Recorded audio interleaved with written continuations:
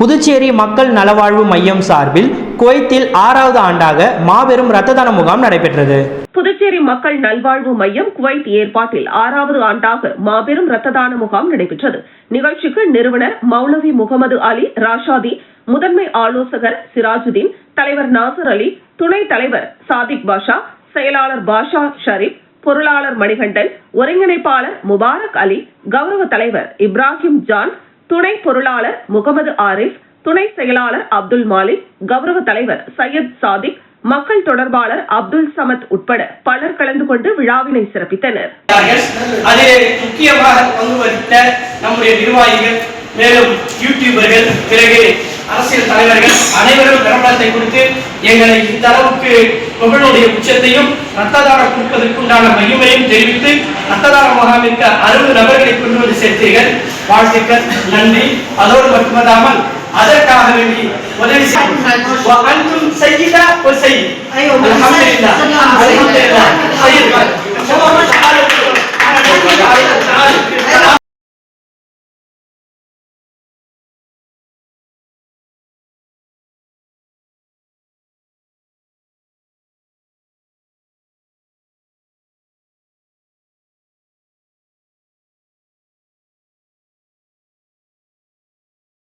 நெட்டப்பாக்கம் பேருந்து நிறுத்தம் அருகே கடையில் போதைப் பொருள் விற்பனை செய்த கடைக்காரரிடம் விற்பனை மேற்கொண்டு போதைப் பொருளை விநியோகம் செய்த ராஜஸ்தான் மாநிலத்தை சேர்ந்த 3 பேரை மேற்கு காவல் கண்காணிப்பாளர் குற்றப்பிரிவு காவலர்கள் மடக்கி பிடித்து காவல் நிலையத்தில் ஒப்படைத்தனர். புதுச்சேரியில் போதைப் பொருட்களை விற்பனை செய்வதற்கு தடை செய்யப்பட்டு இதனை தீவிரமாக கண்காணிப்பதற்காக புதுச்சேரி காவல்துறை தலைமை உயரதிகாரிகள் உத்தரவின் பேரில் காவல்துறையினர் கண்காணித்து வருகின்றனர்.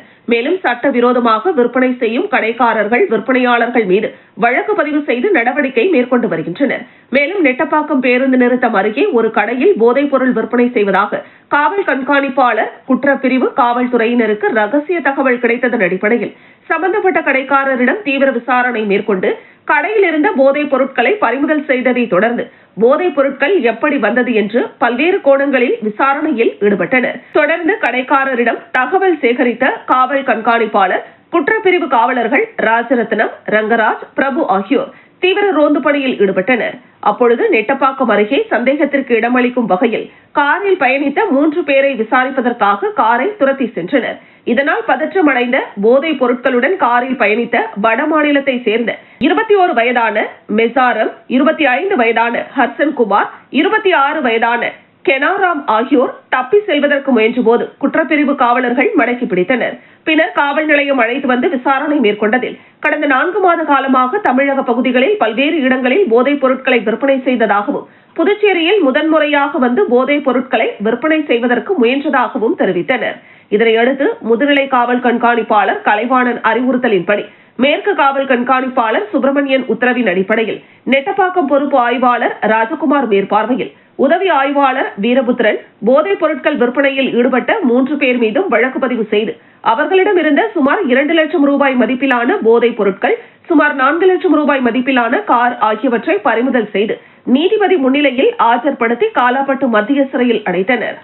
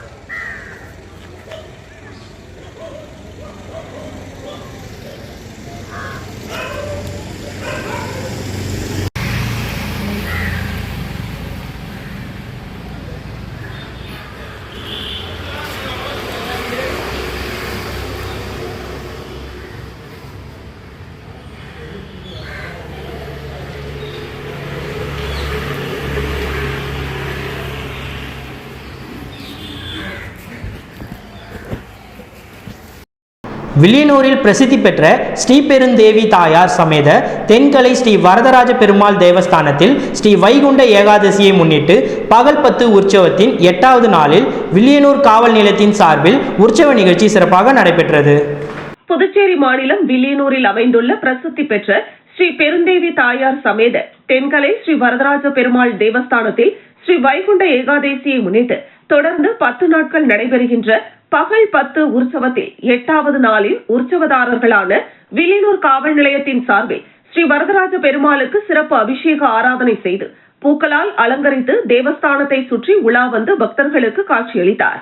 தொடர்ந்து ஸ்ரீ பெருந்தேவி தாயார் சமேத தென்கலை ஸ்ரீ வரதராஜ பெருமாள் சுவாமிக்கு சிறப்பு அபிஷேக ஆராதனை செய்து ஆலயத்தில் பக்தர்களுக்கு பிரசாதம் வழங்கப்பட்டது. இந்த ஏகாதசி உற்சவத்தில் வில்லியனூர் காவல் நிலைய அதிகாரிகள், காவல் நிலைய காவலர்கள், ஆலயத்தின் சிறப்பு அதிகாரி, ஆலயத்தின் நிர்வாக குழுவினர், பக்தர்கள் என ஏராளமானோர் கலந்து கொண்டு சுவாமி தரிசனம் செய்தனர். தொடர்ந்து தேவஸ்தானத்தின் நிர்வாகத்தினர் சார்பில் 8வது பகல் 10 உற்சவத்தில் கலந்து கொண்ட வில்லியனூர் காவல் நிலையத்தில் பணிபுரியும் காவல் அதிகாரிகள் மற்றும் காவலர்களுக்கு பிரசாதம் வழங்கி சிறப்பு செய்யப்பட்டது. இவ்விழாவில் பொதுமக்கள் ஏராளமானோர் கலந்து கொண்டு சுவாமி தரிசனம் செய்தனர்.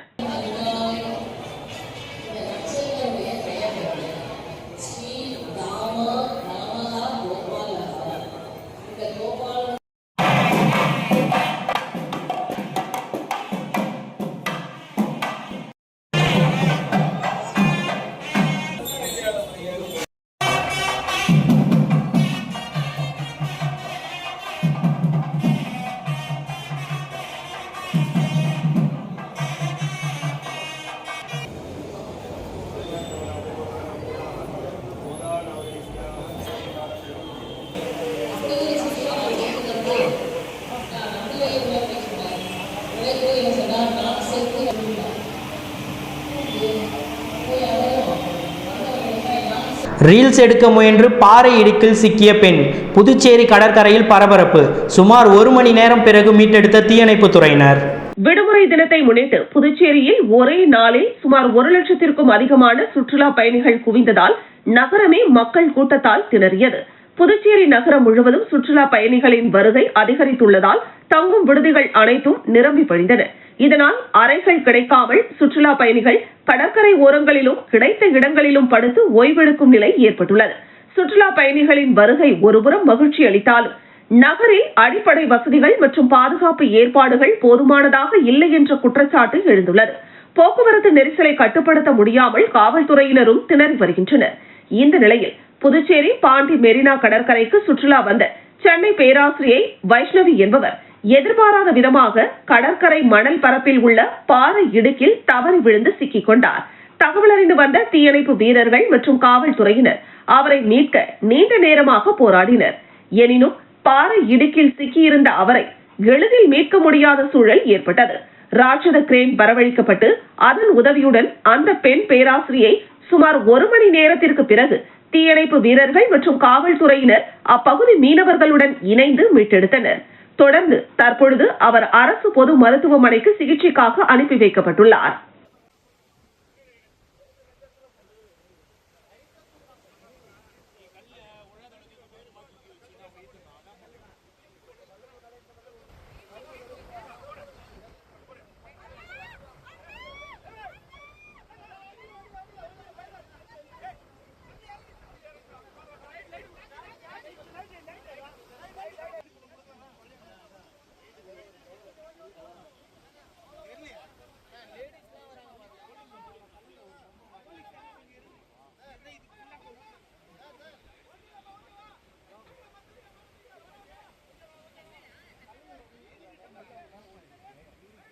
புத்தாண்டுக்கு இன்னும் 3 நாட்கள் உள்ள நிலையில் புதுச்சேரியில் கடந்த 24ஆம் தேதி முதல் சுற்றுலா பயணிகள் குவிந்ததால் நகர பகுதிகளில் கடும் போக்குவரத்து நெரிசல் ஏற்பட்டு உள்ளூர் மக்கள் கடும் அவதியடைந்து வருகின்றனர்.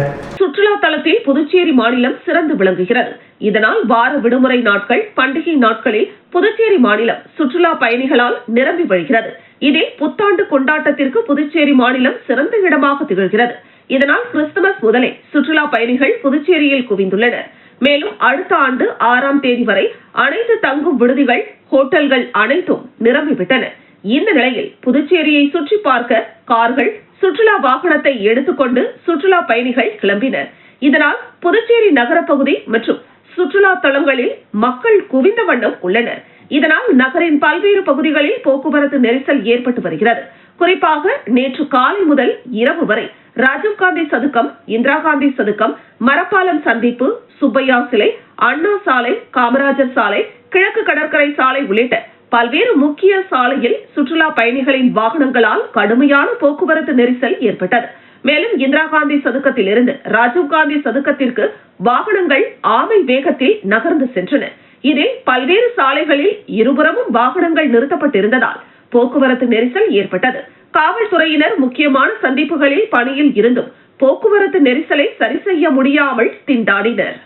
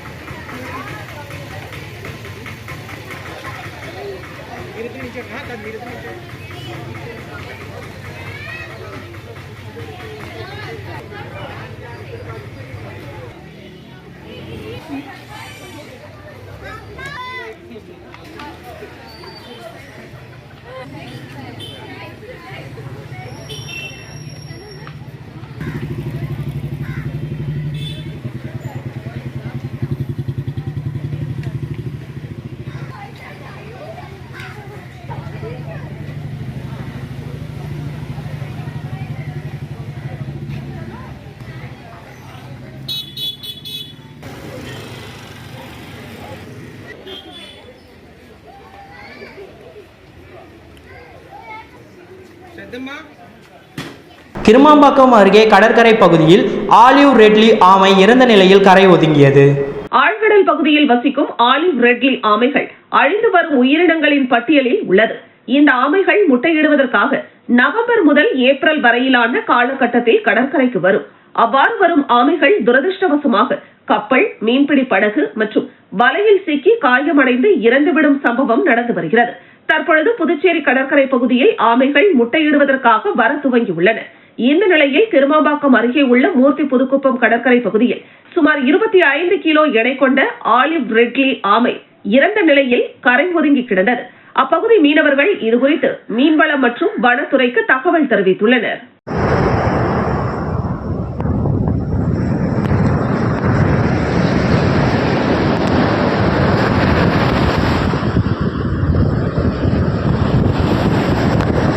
மலேசியா தமிழ் எழுத்தாளர் பாலமுருகனின் தலேஜு நாவலும் புதுச்சேரி கவிஞர் ஜெய் விநாயக ராஜாவின் நட்சத்திரங்களோடு ஒரு பகல் பொழுது என்கிற 5 மொழியில் எழுதப்பட்ட ஹைக்கூ நூல் வெளியீட்டு விழா நடைபெற்றது.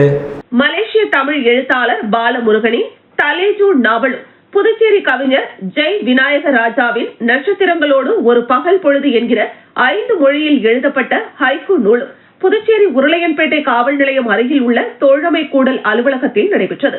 புதுச்சேரியில் உள்ள தமிழ் அறிஞர்கள் மற்றும் இலக்கிய வாசகர்கள் கலந்து கொண்ட 2 நூல்கள் வெளியீட்டை இலக்கிய மாமணி சண்முக சுந்தரம் தலைமையேற்று நடத்தினார். பாலமுருகனின் தலேஜு நாவலை கலைமாமணி முனைவர் கோ பாரதி வெளியிட கலைமாமணி முனைவர் சுந்தரமுருகன் பெற்றுக் கொண்டார். ஜெய் விநாயகராஜா அவர்களின் நட்சத்திரங்களோடு ஒரு பகல் பொழுது என்கிற ஹைக்கூ நூலை கலைமாமணி பாலசுப்ரமணியன் வெளியிட கவிஞர் மாலதி ராமலிங்கம் பெற்றுக் கொண்டார். 2 நூல்கள் வெளியீட்டில் மலேசிய எழுத்தாளரான பாலமுருகனின் தலேஜு நாவலை பற்றி விரிவான நூல் அறிமுக உரையை முனைவர் சுந்தரமுருகன் வழங்கியதோடு தலேஜு நாவல் மிக நுட்பமாகவும் சிறப்பான மொழியிலும் எழுதப்பட்ட படைப்பாக பாராட்டி பேசினார். அது மட்டுமல்லாமல் முன்னாள் சாகித்ய அகாடமியின் உறுப்பினராக 10 ஆண்டுகள் பணியாற்றிய முனைவர் சுந்தரமுருகன் தலேஜு நாவல் சாகித்ய அகாடமி விருது பெறுவதற்கு மிக தகுதியான நாவல் என்றும் சுட்டிக்காட்டினார். கவிஞர் ஜெய் விநாயக ராஜாவின் 5 மொழியில் மொழிபெயர்க்கப்பட்ட நட்சத்திரங்களோடு ஒரு மாலை பொழுது என்கிற நூலை பற்றி கவிஞர் மாலதி ராமலிங்கம் அவர்கள் அறிமுகப்படுத்தி பேசினார். ஒவ்வொரு ஹைக்கூ கவிதையும் மிகவும் ரசவாதம் மிகுந்ததாகவும் நுட்பமாக காட்சிப்படுத்தப்பட்டதாகவும் வெகுவாக பாராட்டி பேசினார். தமிழில் மட்டுமல்லாது பிரெஞ்சு, ஆங்கிலம், மலையாளம், தெலுங்கு போன்ற மொழிகளிலும் சிறந்த மொழிபெயர்ப்பாளர்களை கொண்டு மொழிபெயர்த்திருப்பது வரவேற்கத்தக்க முயற்சியாக பாராட்டி பேசினார். மலேசியாவில் இருந்து எழுதி கொண்டிருக்கும் பன்முக நவீன படைப்பாளியான பாலமுருகன் தமது ஏற்புரையில் தலேஜு நாவல் புலம்பெயர்ந்த சமூகத்தினுள் என்றுமே கலைக்க முடியாமல் எழுந்து வரும் அக போராட்டங்களையும் நகர்வின் வலிகளையும் பேசுவதாக குறிப்பிட்டார். தமக்கும் தமிழகத்திற்கும் உள்ள உறவினையும் அவரது படைப்புகள் தமிழகத்தில் பெற்ற விருதுகள் பற்றியும் தமதுரையும் உணர்வு பூர்வமாக குறிப்பிட்டார். எனக்கு முன்னாடி ஒரு சைக்கிள் மிதிவண்டி வந்தேன். ஒரு சுத்தி ஜெயராம் பாருங்க ஐயா, இங்க பாருங்க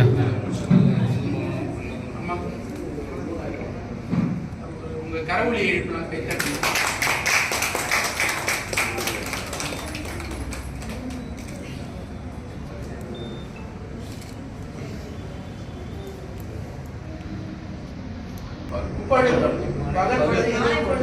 மாலை பொழுது தொலைக்காட்சி வேலை செஞ்சு எப்போதும் இரவுல தான் நட்சத்திரம் இருக்கும். பகல்ல சொன்னார் சைக்கிளை தொட்டேன், அவரை பார்த்து சிரித்தார். பிறகு முன்னே சென்றால் நான் பின்னே வந்து அங்கேயே